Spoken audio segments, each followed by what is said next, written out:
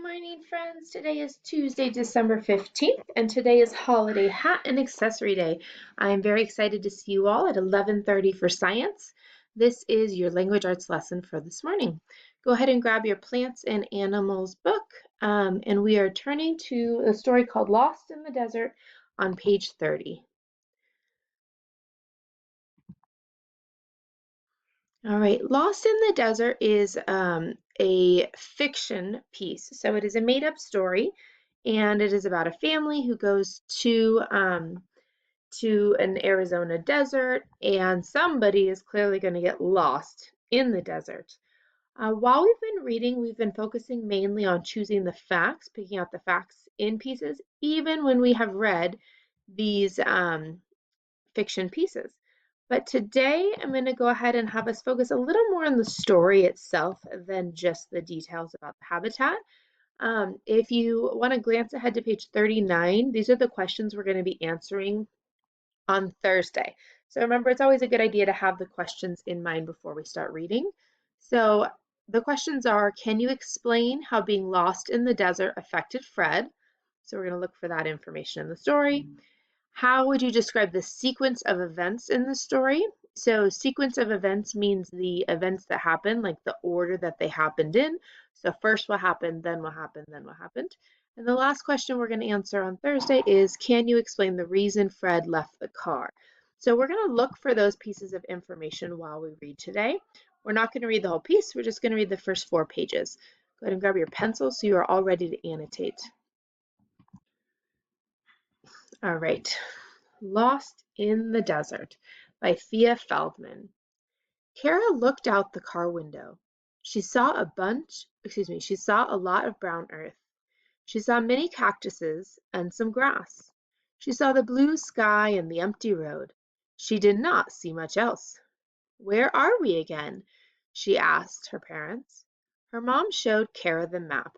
We're in the Sonoran Desert in Arizona, on our way to see the Oregon pipe cactus in bloom.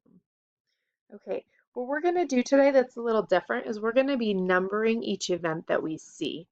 So I'm going to place a 1 over here because this is the first event. The family has gone to the Sonoran Desert. Okay, I'm going up to the top of page 31. Oh yeah, said Kara as the car slowed to a stop. The Sonoran Desert, or in Fred's case, the Snoring Desert. Kara looked over at the family cat napping on the seat next to her. Looks like he'll sleep through the entire vacation, said Kara. Kara and her parents got out of the air-conditioned car. They saw many tall cactuses with big flowers. All right, I'm going to put a 2 right here. I think this is the second event that's taking place. First, we know her family and her went to the Sonoran Desert, and now they are actually stopping to get out to look at some tall cactuses. I'm glad we came early before it gets even hotter, said Kara's mother. It's sure to be another 100-degree day. She opened the car door to grab her camera. And I doubt it will rain. Like all deserts, the Sonoran Desert gets less than 10 inches of rain a year. All right, let's go ahead and pause for a moment. So we have read several facts about the Sonoran Desert. So if you want to go ahead and I'll pause the video in just a moment, go back and look through and see if there are any facts that you can underline.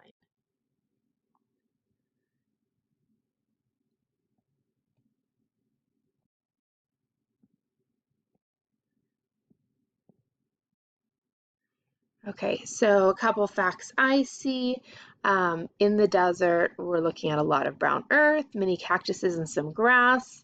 Empty road, meaning there's not very much else. And so I could just say she did not see much else. Let's see, we know that this desert is in Arizona. I'll underline that. And there is something called the Oregon pipe cactus that is going to be in bloom in Arizona. Let's see, what else could we underline?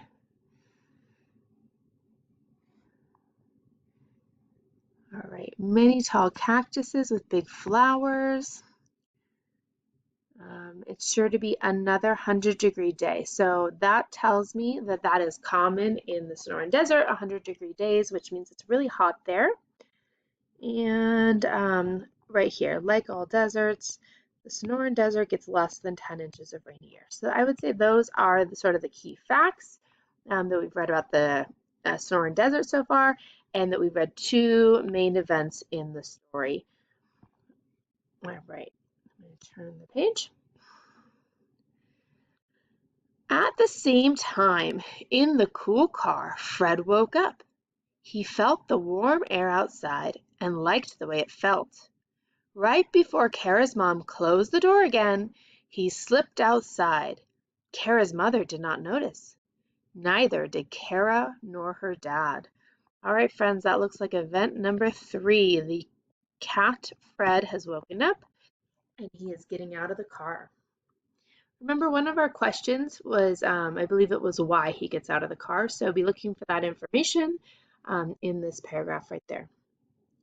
Kara's mother took photos of pipe organ cactuses. Kara and her father strolled around. On the other side of the car, Fred stretched. The hot sun felt good. Suddenly, a kangaroo rat dashed right in front of Fred and ran into the brush. Fred did not know what kind of rat it was, but he was sure it was the kind that needed to be chased. All right, friends, I would say that is event number 4.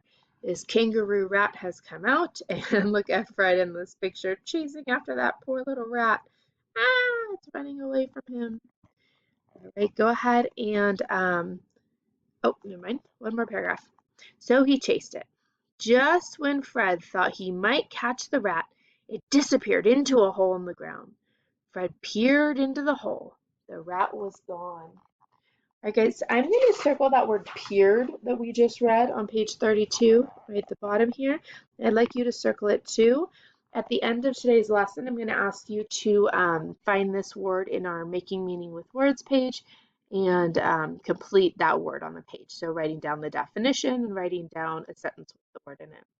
Go ahead and take a moment to go back through and underline any key details about the Sonoran Desert, so those facts about the Sonoran Desert.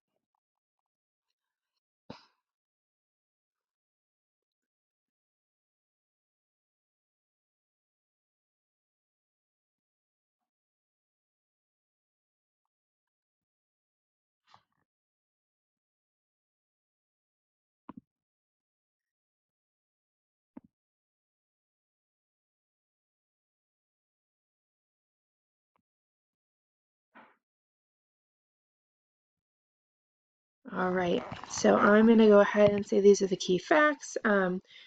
Just that we have the hot sun, there's a kangaroo rat, that is obviously the name of a rat that lives in the Sonoran Desert, and obviously there's brush in the desert. Fred looked around. He did not see the car. He did not see Kara or her parents. He saw a lot of brown earth. He saw many cactuses and very little grass. He saw the blue sky. He did not see much else. Oh no.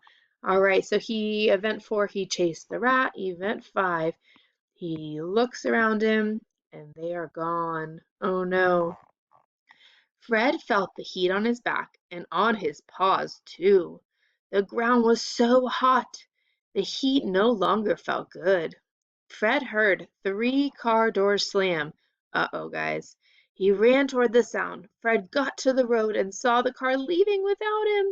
His family must have thought he was still inside. All right, so we have Fred is lost, and now event number 6, the car has left without him. Go ahead and go back through and underline any more details that we can learn about the Sonoran Desert.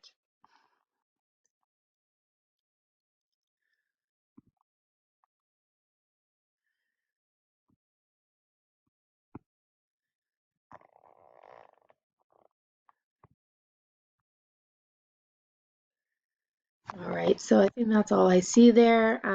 So it's very similar, a lot of brown earth, many cactuses and little grass, and that ground is so hot. All right, friends, that's all we're going to read for today, just those 4 pages. And so now the last thing I need you to do is to complete the Making Meaning with Words page for this word peered. So we're going to go to the Making Meaning with Words page and we're going to write down a definition for peered and a sentence with this word in it. It says, I'm going to reread this paragraph. Paragraph 8 says that he had seen the rat, so he chased it. Just when Fred thought he might catch the rat, it disappeared into a hole in the ground. All right, so the rat is inside of that hole. Fred peered into the hole. The rat was gone. All right, what do you think he is doing when he is peering into that hole? Let's see, the rat is down there. So what is he going to probably be doing? He's probably looking into the hole. So we know the definition of peered probably is to look into something. So or peering into something would be looking into something. So I'm going to go ahead and turn to Making Meaning with Words, which is the last page in the book. And next to peered, which is right here, excuse me, we're going to write our definition. Peered means to look. Oops.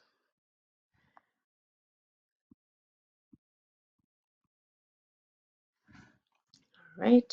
And since it's ed at the end, I know that means it's past tense. He peered means he already did it. So I'll go ahead and make this look past tense too. Looked. All right, and then you need to come up with a sentence that has the word peered in it. In order to make sure you included the word peered, why don't you go ahead and underline it? So maybe I peered into, what could you look into? When you peer into something, you're kind of looking in a special way. It's kind of like it's hard to see in there. So I'm kind of picturing like looking into like a dark cave or something like that. I peered into the dark cave. Don't forget to do a capital letter. Don't forget to do a period. After you've done this sentence, your task is to start publishing your habitat piece. So you can type it up in Word, or you can type it, or you can handwrite it. Excuse me. Don't forget to make sure that you fix all those capital letters, all those periods, spelling mistakes, all of that while you go. And then last reminder is to make sure that you reread each paragraph and make sure that every paragraph stays on topic. So make sure all of your animal facts are in your animal paragraph. Make sure all of your plant facts are in your plant paragraph, and so on. All right, friends, I'll see you at 11:30 for science. Bye.